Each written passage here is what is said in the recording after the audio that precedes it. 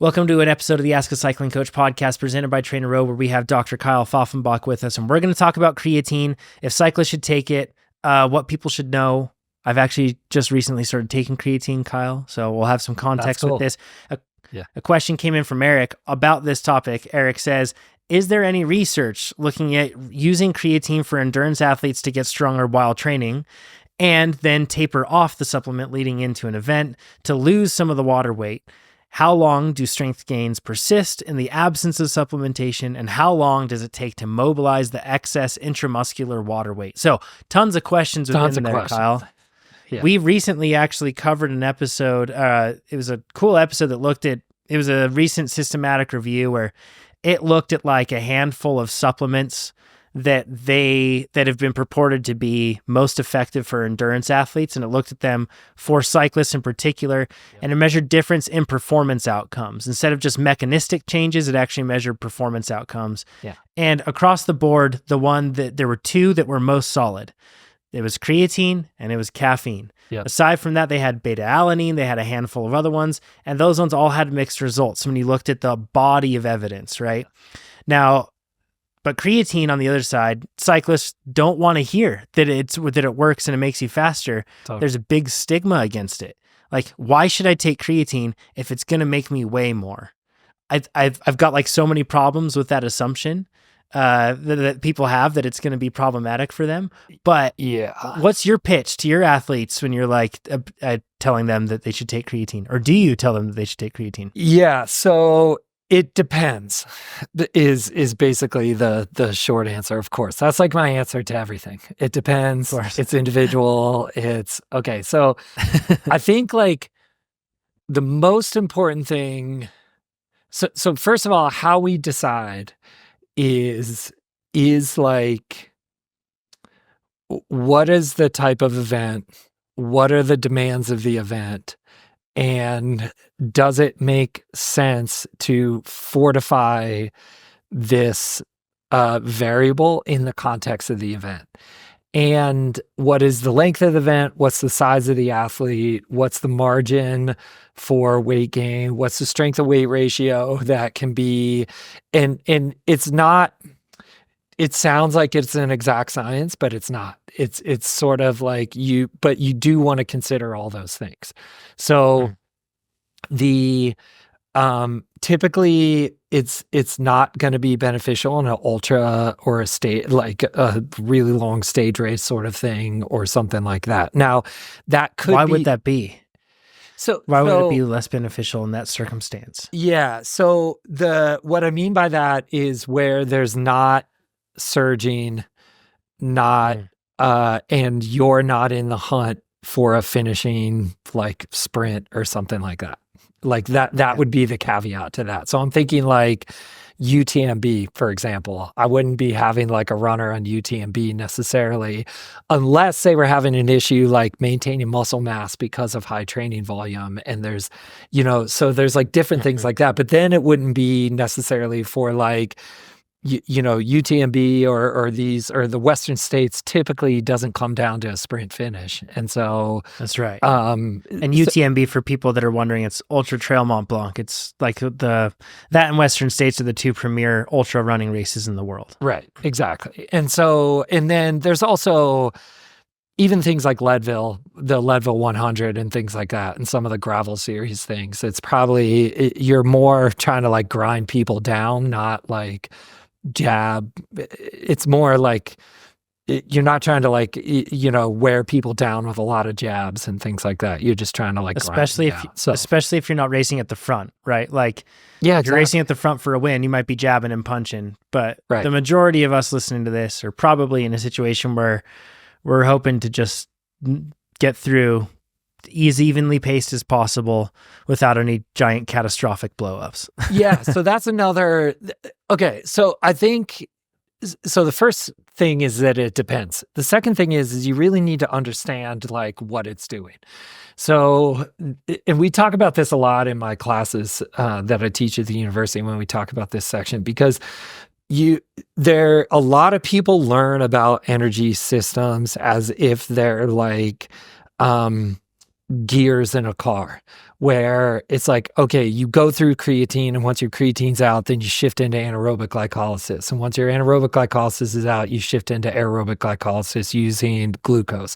And once you run out of glycogen, then you shift into using fat. And at each one of those shift points, your ability to produce power, it declines. And so now, or some people say, okay, well, I'm going to choose a pace that takes advantage of one of those energy systems, and then all the other energy systems are turned off, and I'm just using this one. So if I'm going for a walk, I'm only burning fat. Or if I'm if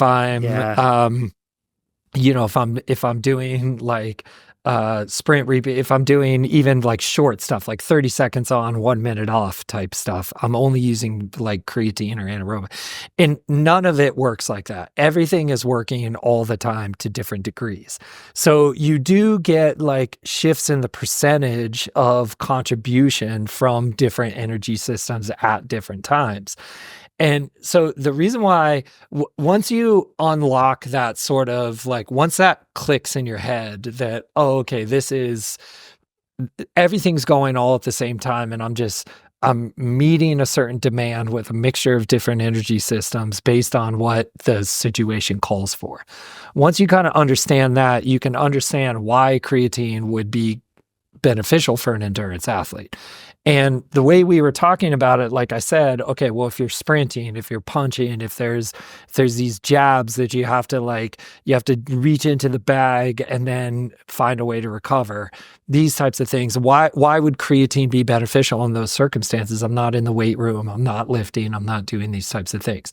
Well, like at the end of a 800 meter run or a 5K race, or at the end of a time trial, or punching up a hill where you're doing 15 seconds going basically all out, for example, in a cross-country race, like a mountain bike cross-country race.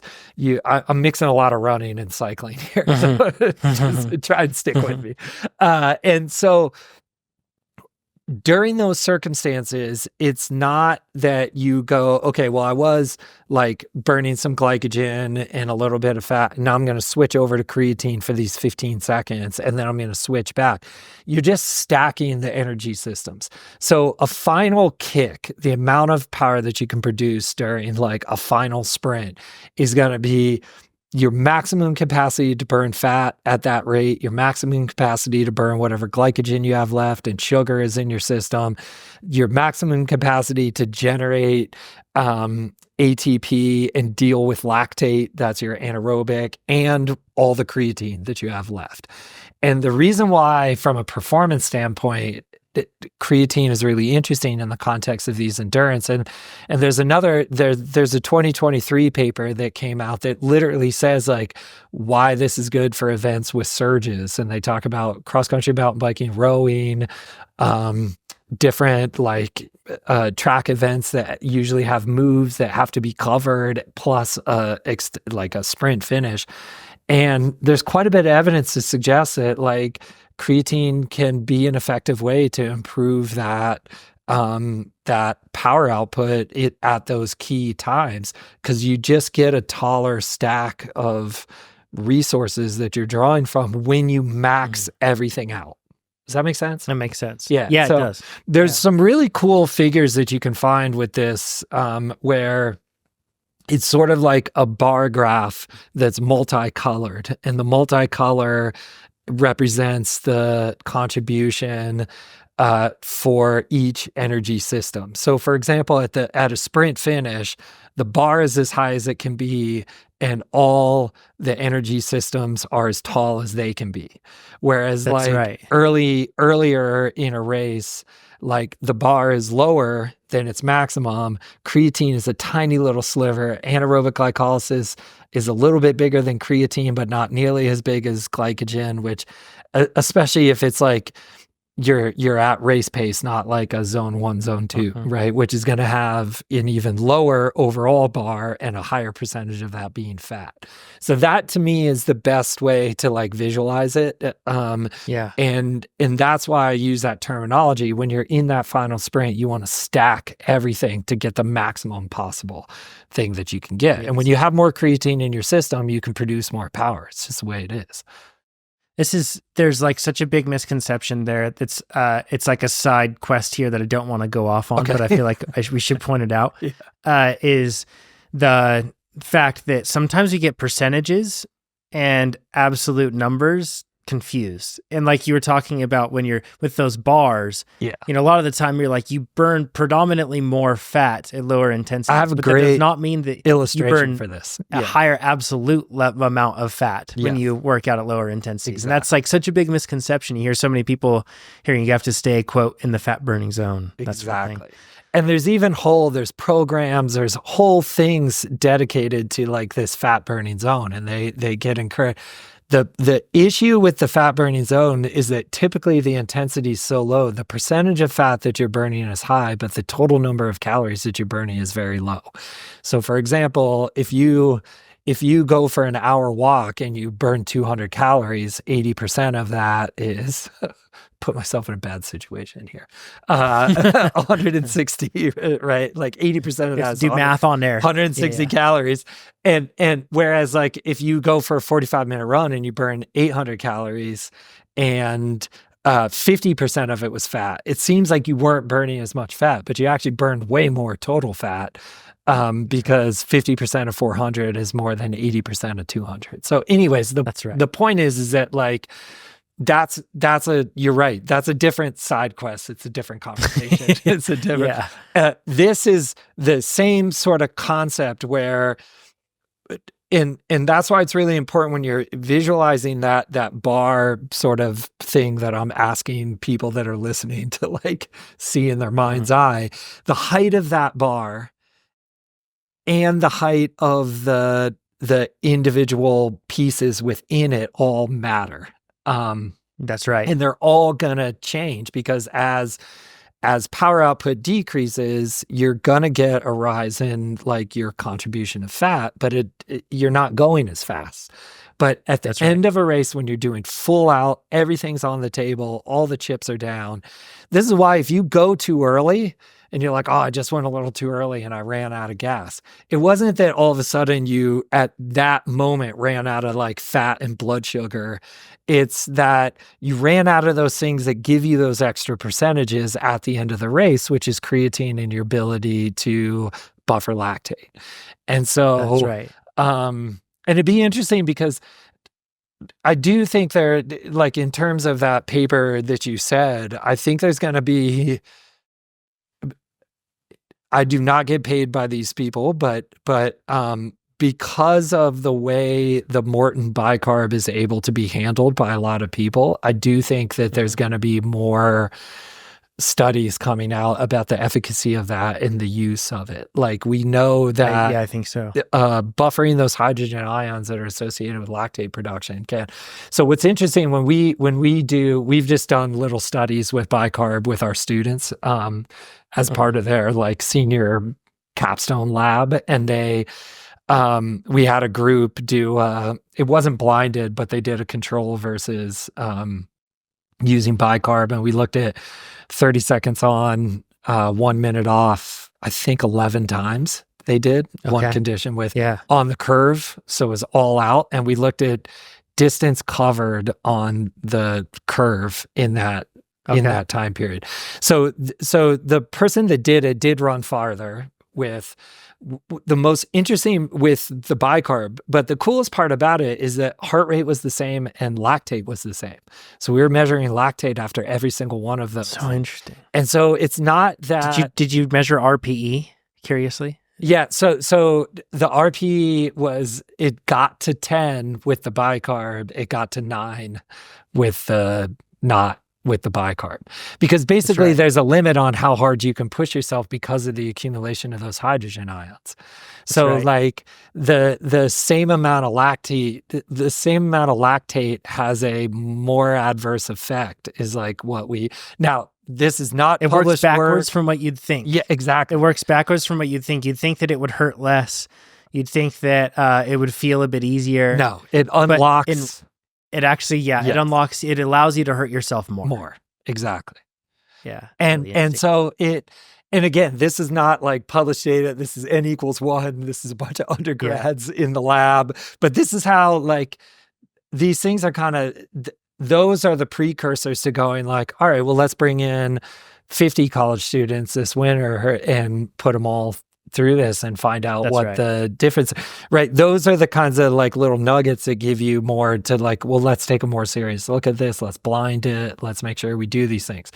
But you would say, well, this wasn't blinded. And so there could be a placebo effect because he knew he had that. But when you look at just this one individual objectively, heart rate was the same and lactate production was the same and RPE was similar, if not more.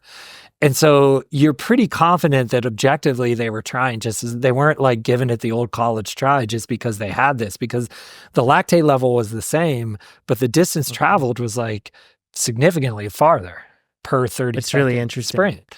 So I think there's going to be more stuff like that that comes out in the same way as this, where we're not talking about, we're getting out of this idea of like all aerobic exercise is steady state. It's not. It's like, you have to be able to, especially high intensity endurance exercise. This is, and we've had conversations about this where even like at the Ironman level, this is not like low intensity, steady state. It's just like, see who's mentally high tough. Power. Like it's incredible. The moves and like the moves that create separation in those situations are, again, sometimes it's, I mean, so we talked about Leadville before, you know, I think Keegan has talked openly about this. He's like, he made a move at some point and it was really early. And it's like when people don't normally make a move, you can tell how like, am I getting this right? You're getting it right. Okay, Yeah. It's like the steep climb at the beginning. The base of Columbine, and then also on St. Kevin's, he also made the move, made it harder then. And it's like this period of like, okay, this is where I'm going to create separation. And then you just have to maintain that. It's so hard to overcome a gap once you have a decent gap. Once that rubber band snaps, it's really hard to get that back. And part of that is because you need to stack more systems to close that gap. And if a person strategically times this at the right time and they kind of push all their chips in at the right time, they can create that gap. And then they can go back to steady state stuff. So the reason why it's interesting in terms of like the way that the report you talked about, and the one I'm thinking of is the 2023 paper. It was like a whole bunch of people from different countries. There was an author from Florida, an author from Canada, an author from Brazil. It was like in the International Society of Sports Nutrition, which is a pretty decent journal. They were specifically looking at creatine in endurance sports with surging. And they looked across a bunch of different sports. And there were even a couple protocols that from individual studies that they referenced that they found really interesting in Cyclists, showing some pretty substantial improvements, which lines up with what the report you were seeing, where people were surging and then going back to their pre-surge pace and holding that for a significant amount of time and then surging again for 15 or 20 seconds. And they were measuring the power output, not the heart rate or the VO2. And because when you look at like creatine doesn't change your VO2 max. Well, of course it doesn't, because it's an anaerobic system. Creatine doesn't. So that's where like understanding the basics of how this works, what it is, how it functions, and how it is called upon at different times. I think an understanding of that unlocks some understanding of now it makes a little bit more sense why this would be beneficial. Could there be anything? So it's commonly noted that when you take creatine, it increases water retention as a result, and that's at the muscular level. And as a result, you carry more weight, and that's one of the reasons why a lot of cyclists have decided not to do it. My problem that I have with that is the fact that if you carb load, you're trying to accomplish a very similar thing in this regard, and so coming into a race carb loaded, it's not like creatine's going to add any additional weight beyond that. But I do want to talk about what, and this is postulating. This is just a space for theory, and this isn't like, unless you have research on this. Mm-hmm. Sorry, if it increases the ability to retain water, is it also, could creatine improve performance because it's just increasing the amount of glycogen that's stored within the muscles as well?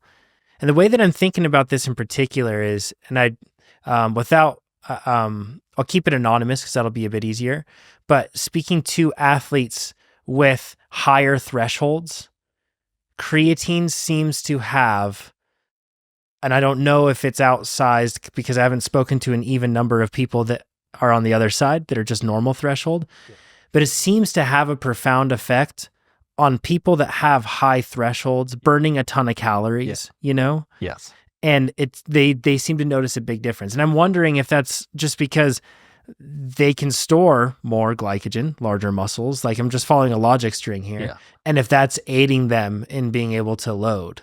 Well, what are your thoughts on that, and creatine helping with glycogen storage, and then thusly perhaps that causing a performance improvement? So it does.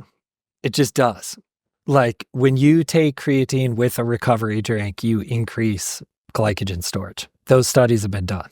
They're like out there. Tons. And that's why, by the way, I you think improve the amount of post-exercise glycogen storage over the next 24 hours when you take creatine in the post-exercise state.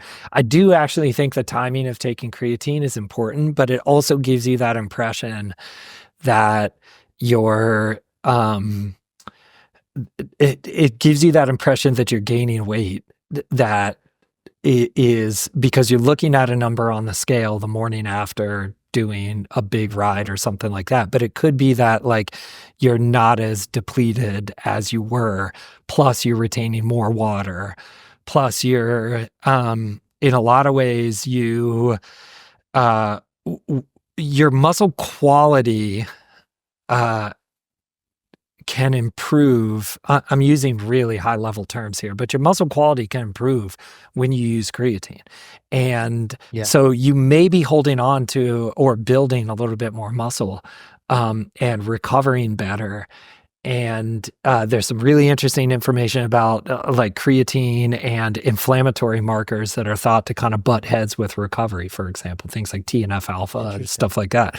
So, like, could creatine be this like anti-inflammatory, glycogen promoting, muscle quality promoting, and also muscle mass retaining sort of mechanism that we just don't get enough of, because most people that are pretty health conscious are managing the amount of red meat that they're taking in. And we're not eating wild game meat. Most people aren't eating wild game meat anymore as their main source of, which is really lean and really high in creatine. And so, so we know that supplementing with creatine, you can saturate your creatine muscles very quickly. We absorb it very quickly. That should give you a sign of its importance.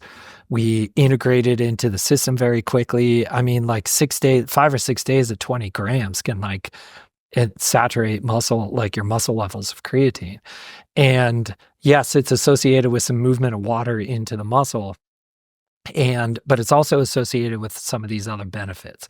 But again, you have to, and then there's going to be individual sort of responsiveness to that as well. And there's a couple interesting things, because a lot of people, I don't know if this was your experience, like, how long have you been taking it, for example? Oh, not long. I've only been taking creatine for a week and a half now. Okay. So one of the things that I see a lot is that people blame creatine for a lot of weight gain when they've changed a lot of things in their life, not just creatine. So that's the one thing to kind of keep in mind, is that if you want to know how you respond to creatine, it's really important that you maintain the things that you're doing right now and just add creatine to the system and sort of monitor it. I also would kind of pose, Kyle, too, go ahead. that if an athlete is concerned about that weight gain, it's reasonable also to question, like you said, and I would just want to highlight this again. You brought this up, but I want to highlight it. It's reasonable for you to question to a greater degree if you were just not adequately glyced up. Oh, like 100%. You know, and yes. and that's why when athletes look at this and they say, I gained 3 pounds because of the creatine. Yes. Like that's going to be like that's a non-starter for me. That's a problem. Right. It's over 1 kilo of weight. I also want to remind them of the fact that a lot of people sweat like close to 1 liter an hour. Yes. And somewhere between 750 mil to 1 liter. And if you're sweating that much, you've lost 2.2 kilograms or 2.2 pounds right there, 1 kilogram already. Right. So like 2.2 pounds is gone in an hour just from sweat. Right. It's probably losing even more weight in other ways too. But the point is, like, we obsess over this weight when we probably just don't have it figured out very well. So chances we'd perform better with more weight because it comes with other benefits of having more water on board, more glycogen on board. And then on top of that, that weight's going to be fluctuating and going away so rapidly when you're performing that it's probably not going to be crucial. So they've done this with glycogen, right? Like the benefit you get from being full of glycogen, having your glycogen stores full to your capability, even when you are not going to utilize 100% of that glycogen. So these are efforts below the classic 45-minute to an hour. Like, that there's just like this thing floating around out there that everybody seems to know. It's like gum takes 7 years to digest type of thing that like everybody has 45 minutes of glycogen, that 45 minutes to an hour of glycogen. And the thing that I find is most people misinterpret that as I don't need to eat until an hour, 45 minutes, for 45 minutes until an hour because I still have plenty of glycogen, or I'm not exercising for more than, like, I'm doing a 5K. I don't need full glycogen to do this 5K because it's going to take me a lot less than 45 minutes. And they've done one, that's not the case. Like, you perform better even in shorter efforts when you're full of glycogen. 2, they've also shown that you perform better with full glycogen weighing more than weighing slightly less and having less glycogen. So it's a really good example of where there's a change in the number on the scale, but there's a change in other more important things that actually are going to give you a better performance. And I think fundamentally it comes from the number on the scale not being a performance, or I don't even want to call it a KPI or a performance measurement. Like, it's a measure that you follow, as opposed to, it's setting it as a training goal as opposed to a measure that you follow. And that's a big point of emphasis. And like, my approach with clients is like, we're going to do the things that are going to put your body in the best position to perform, and we're going to let it choose the weight that it needs to get at. Now, there are times when we kind of want to, like I call turning the screws, where we want to go for it. So we're going to do more things that we think will affect weight, but we are not doing those things in a way where we say we have a goal of losing X amount of weight in X amount of time. It's just, we're going to do some unsustainable things for a short period of time because of this one race. And we're going to let your body do its thing, and we're going to find out. And what we find is that the healthier a person is, the more they take care of themselves, the more protein and fat that they get, the more their body is receptive to those times when you want to go to the well. People that do, it seems that in my experience, people that have gone to the well in terms of weight loss too often or they try and sustain it for too long. And the more kind of crazy their version of getting down to weight is, the more the body pushes back, the more often they try and do that. So I'll get like veteran athletes to say, I always used to do this and I would lose this much weight in this many weeks. It was like clockwork. And it's like, well, that was like 10 years ago. And that was the first 2 times that you did it, or the first 3 times that you did it, and it worked. And then your body catches on.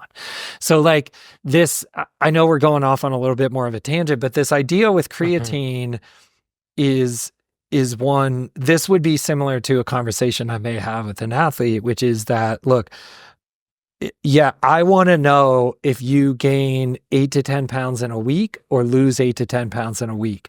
But that's more of an indicator that something's really off and we need to do some digging. But if you're floating within that 2 to 5 pound range, and we're being really conscious with how we're doing things, and we're aware that like the introduction of this new component is going to lead to a little bit of weight gain, but we're doing it really intentionally, then it sort of relieves that pressure. And it's like, we're going to find out, and then we're going to use things that actually matter, which is like, what's my power output? What's my training quality? How's my recovery? How's the blood work look? How's all those different types? And if those things add up, then it's a little bit easier of like a sell, or it's a little bit easier of, Yeah. And the thing with creatine is, it's really interesting. And for people that like to do background research and reading on this, this type of stuff and things like that, it's really healthy. Like that's the thing. And it's probably one of the most widely studied. I think it is actually the most widely studied supplement. So and this is really interesting because like, I remember when isolated creatine came out as a supplement, this was like the mid 90s, and people started using, and this is one of those examples where like, this is why you can't discount bro science just because it's bro science, because like it had all the markings of bro science, and like research scientists all they were saying at the beginning was like, we aren't comfortable making really bold statements about this right now, but let's see. Like, it appears safe at this point, but people haven't taken it for 5 years. People haven't taken it every day for 10 years.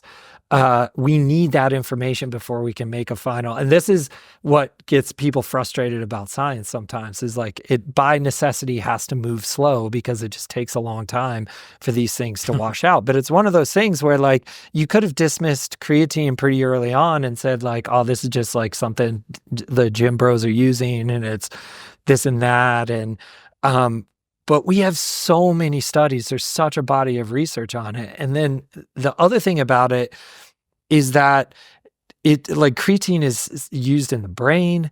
It's used in like, old people seem to benefit. They seem to handle it really well, where like it can help them maintain muscle mass. It can help with things like, if you just think about like, when do old people get hurt? When they like, clip their foot and they just can't quite get that foot out there to catch themselves or something like that. And it's like, so there's things that make sense about fortifying this, and it helps with lean muscle mass. It helps with energy storage. It helps with, so there's like, one, you're not like, the first red flag anytime you're talking about a supplement for me is like, is there any hint of long-term like negative health effects for short-term performance gains? That's an immediate game changer, like immediate red flag for me. We don't do things that are like compromise long-term health for short-term gain.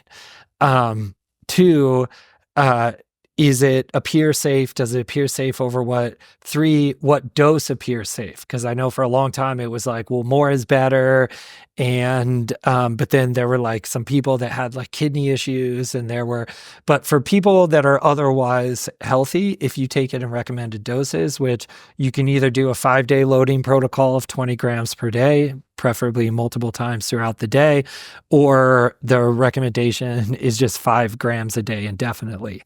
And you will eventually get to a saturation point, and the 5 grams is good for maintenance. The ramp protocol just gets you there a little bit faster to saturation, and then it's 5 grams maintenance there. When you do it that way, the safety profile is very high. And then if you're not looking at these things like just max lift weight or things like VO2 or those sorts of things, and you're thinking about it in the context of like, oh, this makes sense. When I have to like stack all these energy systems and I have a little bit more and it's directly in the muscle and it's super, super fast. Yeah, I could see where there's an argument to be made here. Now, does it come with this weight gain thing? Yes. Now, one, it may not be detrimental. The benefit of having higher creatine and weighing a little bit more, this is the argument I feel like you've kind of made and laid out really well. The other point of it is that creatine will go back down to normal levels, and that water weight can go back down to normal levels within like 1 to 3 weeks of stop taking it.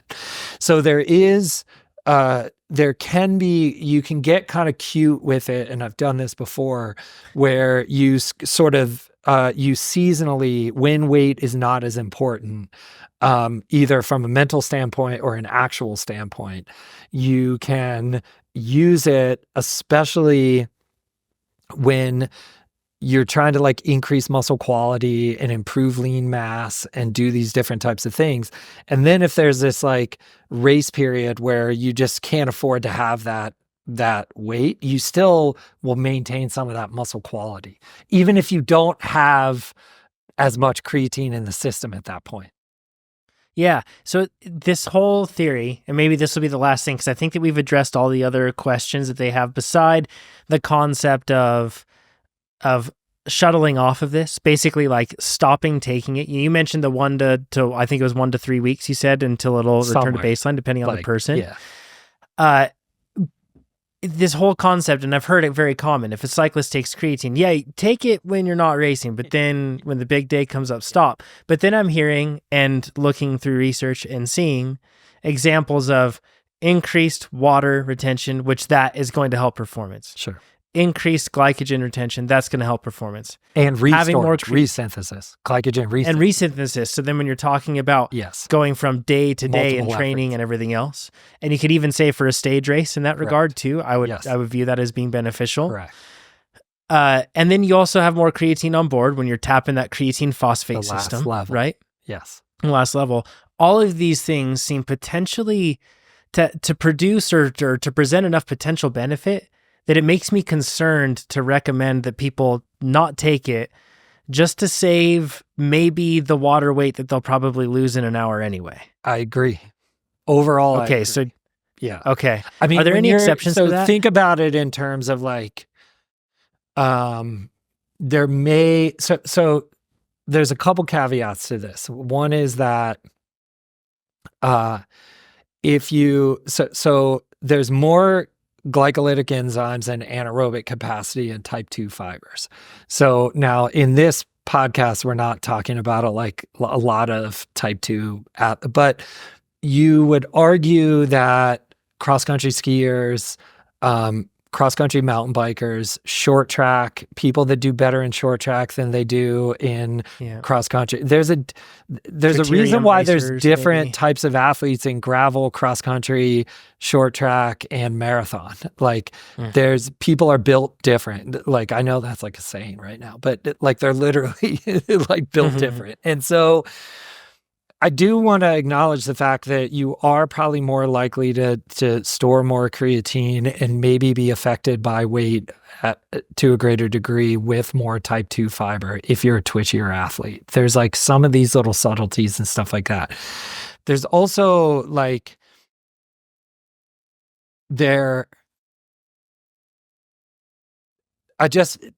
that can also seem like there's more weight gain because those muscles can store more glycogen as well. And so there's lots of moving parts here, and it really is going to depend on the athlete. overall, what you're saying, I think, is accurate. And I think what the data suggests would say that as well. I think people need to try it and find out how they respond to it and see if they can mentally handle seeing that different number on the scale.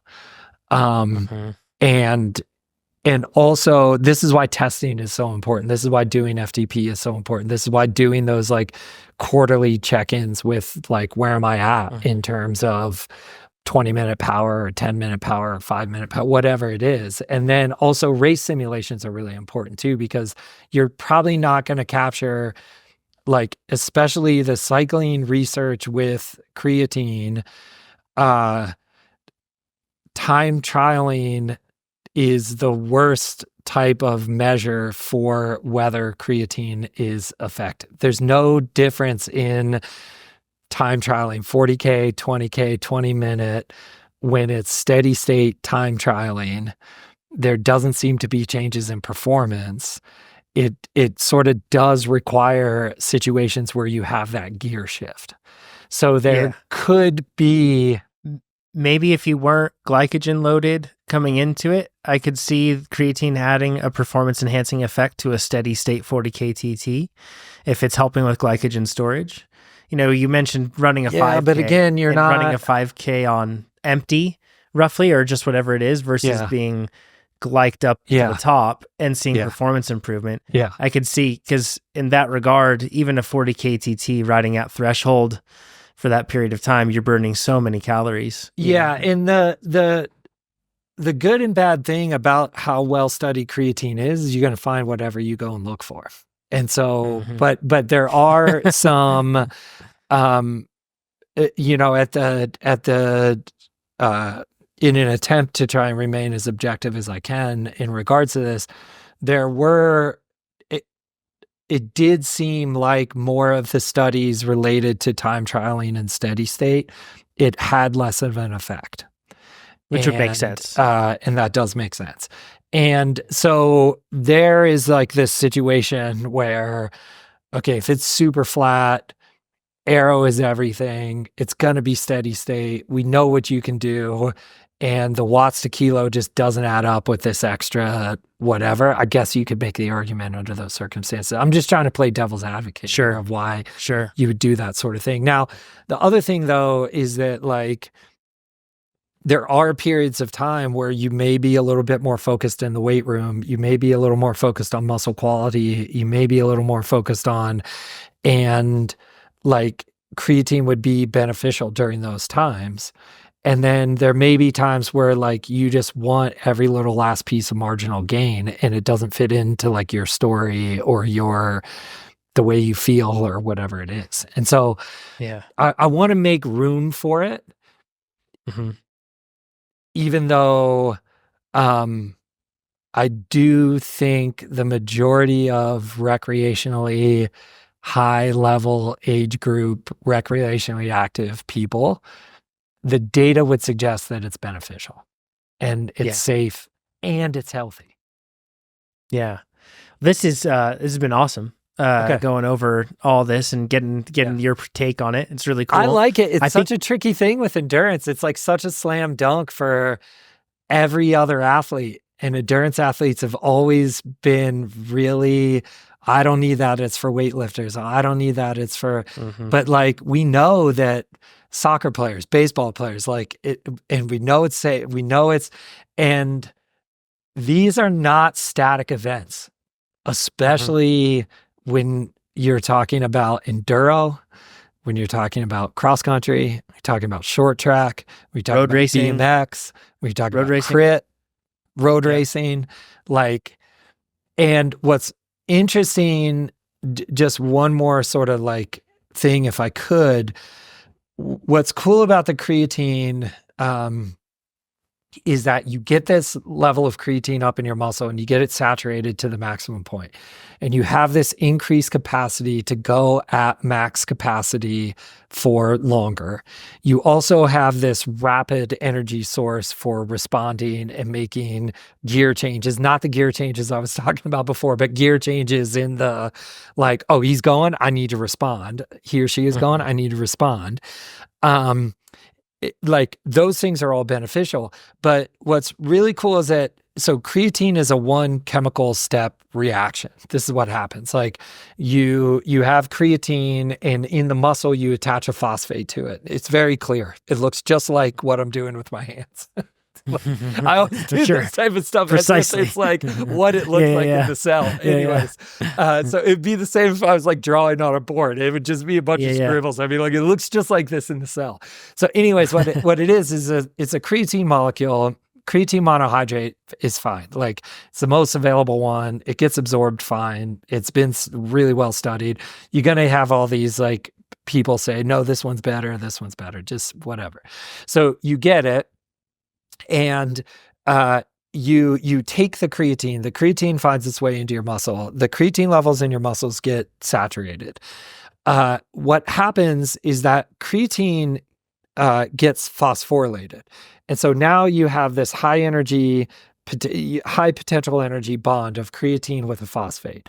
And when it sees an ADP, it can, in one step, create non-phosphorylated creatine and dump that creatine onto the ADP to give you an ATP. And it's immediate. Real quick. It's very, very quick, like very quick, like incomprehensibly quick. And and so now what's cool about it is that free creatine now that's been dephosphorylated, it's very low yield, but it's high. It gets the job done very quickly, even though it doesn't generate a lot of ATP per creatine. It's a 1-to-1 ratio. But now what happens, which is really interesting, is that creatine has to go to the mitochondria. So there's a creatine phosphate shuttle, and it gets shuttled into the mitochondria, and you use aerobic metabolism to rephosphorylate the creatine and get it to rephosphorylate the creatine and get it back to creatine phosphate where it can be sent back out to the cytosol and do its thing again.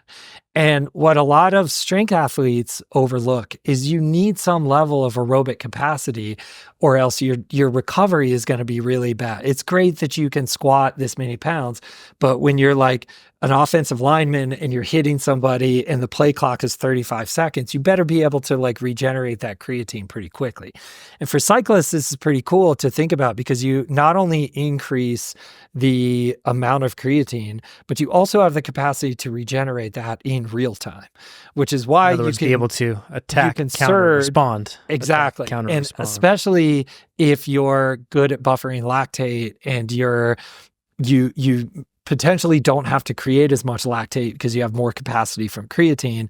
You can also respond quicker. It's faster than anaerobic glycolysis, and it's regenerated. And so it's something that I think is really interesting. I'm more bullish on it than I used to be, but it's just because there's more information and there's better studies on it. So anyways, I'll stop talking. Well, I'll let you. What did you say? You wanted this to be quick? What's the time? Where are we at? Oh, I don't know where we're at, but it was perfect. I think we're right around the time anyway. Okay, cool. But this is, if you're listening to this and you haven't taken creatine and you have thought about it, go give it a shot, give it a try. This isn't paid for by any sort of creatine sponsor, although Big Creatine, if you're hearing this, send us a check. Sure, that's fine. We won't say no to it. But we're just trying to make you faster as we do here at TrainerRoad. If you have not used TrainerRoad, it's AI cycling coaching that takes care of all the details so you can just train how you want and get faster. Go try it. It'll give you a customized plan, change the workouts every day for you. It'll keep an eye on fatigue, and you don't even have to do FTP tests. You do one calibrating ramp test, and you can say goodbye to those forever because AI does it for you. It's pretty awesome. See that? Go sign up. I was like undermining you, saying you need to do these like just key workouts. Just monitor key workout performance. Well, there you go. It checks in every 4 to 6 weeks for you, or if it notices any more significant change. And then when you get closer to your goal event, it knows how to handle that. So it's like, hey, we're just going to do subtle tweaks to not like throw you way off. It's really cool. It's all very intelligent and works really well. So super quick related. The local cyclist here in La Grande got in touch with me about doing some lab testing over at our lab. And he found out we had that capability and that I like work with cyclists and things like that by listening to the podcast. So shout out to Mark. Thanks for coming through the lab. And he uses TrainerRoad. He's like a master's level, competitive age grouper. And he came in and we did like a full workup and it was super fun. And yeah, it's a big shout out to him. Thanks for coming through. That's awesome, Mark. If you want to learn more about what Dr. Pfaffenbach does, he works there at Eastern Oregon University. He also works with the Brooks Beasts and a handful of select athletes as well, some very elite level athletes. It's very cool, very exciting stuff. And Kyle, super grateful to have you on to share your knowledge and experience with us. Thanks, appreciate it, man. It's always fun. Yeah, take care. Talk next time.